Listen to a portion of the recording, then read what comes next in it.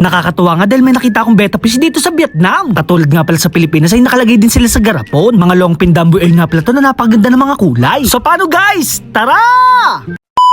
Nagpunta nga pala kami dito sa Train Street dito sa may Hanoi. Sikat na sikat nga pala to sa Vietnam lalo na sa mga turista. Makaka-experience ka kasi dito habang kumakain na dumadaan ang tren. Bigla naman ako nagulat sa akin nakita. May Vietnamese kasi dito na nagpapakain ng kanyang mga alagang isda. Ito nga pala ay mga beta at mga tetra. Mga long pin nga pala to na napakaganda ng mga kulay. Pinapaniwalaan nga pala nila to na swerte sa negosyo. Gusto ko na tuloy umuwi ng Pilipinas dahil namimiss ko na ang aking mga alagang isda. Binabala ko pa naman na mag-uwi na to at magdala sa Pilipinas. Ang kaso nga lang mas mahal pa daw ang permit nito kaysa sa mga isda. Habang naghahantay nga na dumaan ang tren, bumili muna ako ng maiinom. Hindi kasi pwede tumambay dito na hindi ka bibili. Kaya naman umorder na rin ako ng fried spring roll. Napakasolid kasi ng lasa nito at napakasarap. Umorder na rin pala ako ng ladies drink. Kung sa atin nga pala ay may Red Horse, meron din silang Hanoi beer. At dahil malapit ng dumaan ng tren, nagliligpit na sila ng mga mesa at mga upuan. Bigla ko naman naalala yung ginagawa namin sa probinsya. Yung maglalagay ka ng tansan dito sa riles. At sa bakas nga ay dumating na ang aming pinakihintay.